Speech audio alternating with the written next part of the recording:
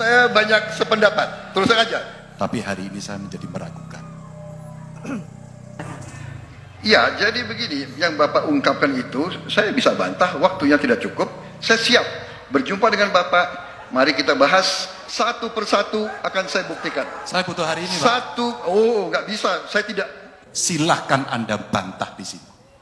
Bapak tidak mampu membantah dan Bapak menjelaskan pesawat bekas. Saya tidak pernah berbicara pesawat bekas dalam pertanyaan saya. Minimal saya bertanya. Hutang itu digunakan untuk kegiatan yang non produktif. Misalnya, hutang dipakai untuk membeli alutsista bekas oleh Kementerian Pertahanan. Itu bukan sesuatu yang tepat. Justru kita harus sebaliknya kita kerjakan. Baik. Terima kasih. Butuh kerukunan keselamatan. Jangan karena ambisi ingin jadi presiden, ingin jadi wakil presiden, seenaknya bicara, ya. Ini saya kira tidak pantas. Saya, ya terus terang aja saya agak kecewa. Pak Prabowo sepertinya lupa dengan kejadian di 2019 ketika Bapak berpidato di depan kami para pendukung Bapak yang mengatakan pemilu ini penuh kecurangan. Kita harus terus melawan, kita tidak boleh berdiam diri dengan kecurangan yang terjadi. Dari pidato itu Pak, kami para pendukung Bapak melakukan aksi besar-besaran di depan KPU dan Bawaslu sehingga menimbulkan korban nyawa dan korban luka-luka. Saya salah satu pelakunya Pak, menikmati gas air mata yang ditembakkan oleh aparat saat itu demi membela Bapak. Demi membela ketika Bapak mengatakan ada kecurangan-kecurangan yang terjadi di pemilu 2019. Sekarang Bapak berkata bahwa jangan demi ambisi pribadi. Saat itu demi ambisi siapa Pak? Demi ambisi Bapak yang mengorbankan nyawa pendukungnya. Setelah nyawa pendukungnya hilang, Bapak dengan enak bergabung dengan rezim menikmati kekuasaan. Dan sekarang Bapak berbicara tentang etika dan ambisi pribadi. Etika Bapak yang harus dipertanyakan, emosional dan lebih mementingkan kepentingan Bapak sendiri dari nyawa para pendukung Bapak yang sudah hilang ketika mengepung KPU dan Bawaslu akibat dampak dari ucapan Bapak di pidato yang katanya 2019 penuh dengan kecurangan dan kita harus melawan. Hentikan Pak playing victim. Semua masyarakat sudah tahu sifat Anda, bahwa Anda lebih berambisi demi kekuasaan pribadi, bukan demi masyarakat. Judul debat semalam yaitu Menteri Pertahanan dibobol 5-0 alias dibantai. Kukira debat kali ini adalah ajang unjuk giginya Pak Menhan. Ternyata astaga, pertahanannya lebih rapuh dari back MU. Jadi Pak, besok-besok kalau debat lagi suruh stafnya mendampingi biar nggak kewalahan kayak kemarin. Jelas Ganjar menang.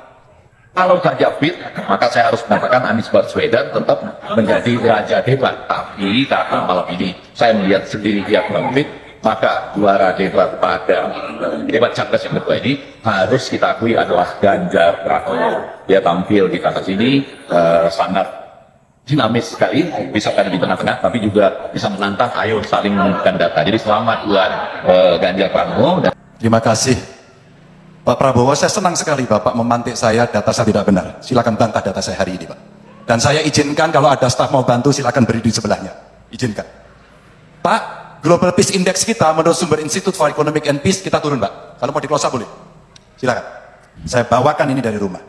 Mari kita bicara data yang benar. Global Militarization Index kita sumbernya Bonn International Center for Conflict Studies turun.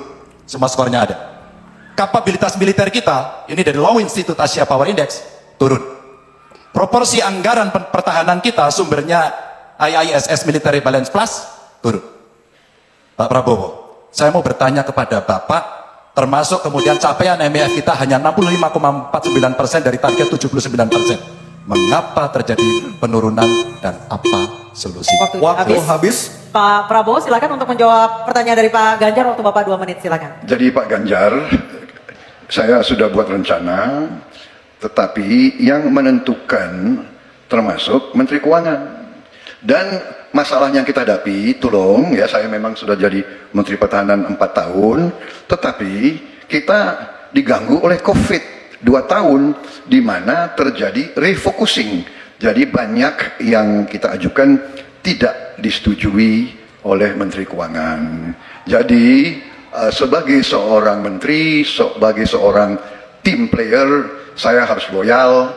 Jadi ya saya tidak banyak bicara di depan umum. Ya, tapi data-data yang Bapak ungkapkan masalah pesawat bekas, ya, saya ingatkan Bung Karno waktu menghadapi Irian Barat, seluruh alatnya bekas.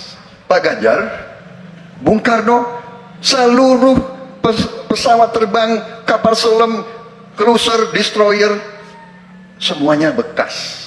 Ya, jadi kita juga masih pakai banyak sampai sekarang pesawat bekas. Jadi banyak data Bapak, mungkin niat Bapak baik, tapi mungkin tim Bapak, staf Bapak itu keliru memberi masukan. Ya, jadi dalam alat perang saya katakan bukan baru dan bekas, tapi usianya, kalau pesawat flying hours, ya, dan tentunya kita pasti mau yang terbaik untuk prajurit kita, ya, tapi kita harus loyal kepada yang lebih besar. Covid, ada krisis Ukraina, pangan naik, BBM naik. Waktu habis Pak Prabowo, terima kasih. Kami persilakan Pak Ganjar untuk menanggapi jawaban dari Pak Prabowo. Waktu Anda 1 menit, mohon tenang. Maaf, kali ini Bapak tidak menjawab sama sekali pertanyaan saya, Pak. Saya pengen data yang Bapak katakan salah, data pertahanan Anda ini, Anda pertahanan saya, silahkan Anda bantah di sini. Bapak tidak mampu membantah dan Bapak menjelaskan pesawat bekas. Saya tidak pernah berbicara pesawat bekas dalam pertanyaan saya. Minimal saya bertanya, tadi kalau Bapak, maaf, mendengarkan terakhir, capaian MIF kita hanya 65-49% dari target 79%, dan ini mengkhawatirkan karena akhir tahun ini sudah harus selesai. Bapak juga tidak menjawab. Jadi artinya sebenarnya apa yang Bapak jawab dari seluruh pengelolaan pertahanan yang ada di Indonesia ini? Sungguh-sungguh saya meragukan itu karena data ini kemudian Bapak tidak mampu membantah di sini. Bahkan saya sudah memberikan ruang terbuka, kalau ada staf yang bisa membantu silakan berdiri di sini. Staf saya, oh Anda mau bilang angkanya silakan naik ke sini. Akan saya tunjukkan kalau Anda mau membantu. Terima kasih. Baik, terima kasih Pak Ganjar. Oke, tenang dulu. Tenang dulu. Oh, dia nggak datang ke saya lebih tua dari dia. Saya lebih. Assalamualaikum warahmatullahi wabarakatuh. Ya, dia nggak datang ke saya lebih tua dari dia, saya lebih senior daripada dia. Saya setuju juga gitu Pak. Cuman etika orang-orang timur, apalagi Indonesia tidak begitu Bapak. Orang Indonesia tuh lebih suka menghormati dulu daripada harus mencari-cari penghormatan. Bapak ini aneh, kalau ke Jokowi sungkeman, membungkukkan badan. Tidak ada pernah bilang Jokowi nggak datang ke saya lebih senior daripada dia, saya lebih tua daripada dia. Kok nggak bilang ke Pak Jokowi Pak? Harusnya bilang juga ke Pak Jokowi, masa ke Anies doang? Nah itu satu Pak ya. Yang kedua, Bapak kan kelihatan lebih muda dari Pak Anies. Harusnya Bapak yang datang ke Anies. Kenapa? Karena Bapak kan masih gemoy gitu, masih joget-joget, masih milenial. Anies kan lebih dewasa daripada Bapak. Bapak yang datang ke Anies karena Anies lebih senior, lebih dewasa. Ya Pak ya. Sorry ya.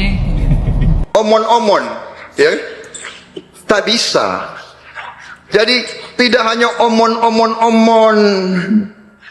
kerjanya omon saja, tak bisa. Yap, itulah tadi momen di mana Prabowo dirujak habis oleh Ganjar dan juga Anies Baswedan. Lagi-lagi tidak hanya para netizen yang menampol habis-habisan Prabowo, merujak habis-habisan Prabowo, tetapi pada saat momen debat di mana terlihat Ganjar dan Anies Baswedan kompak menghabisi Prabowo dan juga mempermalukan di depan pendukungnya. Saya kira ini hal yang sangat memalukan yang pernah dirasakan oleh para pendukung Prabowo dan juga Prabowo itu sendiri, karena memang kita lihat sendiri kualitas Prabowo sangat minim dan tanpa sebuah gagasan, di mana semua pendapat Pak Ganjar apa yang menjadi statement Pak Ganjar, seolah-olah Prabowo ini ikut alur saja dan tidak mempunyai gagasan sendiri, tidak mempunyai ide sendiri, sehingga terlihat sekali bahwa Prabowo ini sudah selayaknya memang untuk diistirahatkan, karena tidak hanya dari terlihat kelelahan dari fisik, namun pikirannya juga sudah begitu drop, sangat jauh berbeda dibanding pada saat 2019 lalu. Kasihan lihat orang tua yang seperti ini mempunyai ambisi yang sangat luar biasa, sampai-sampai tidak pernah berkaca pada dirinya bahwa dirinya ini sudah tidak mampu. Baiklah, saya kira hanya itu. Terima kasih sahabat-sahabat sudah menonton, dan semoga sehat selalu, dimudahkan rezekinya. Saya akhiri dengan ucapan Assalamualaikum warahmatullahi wabarakatuh.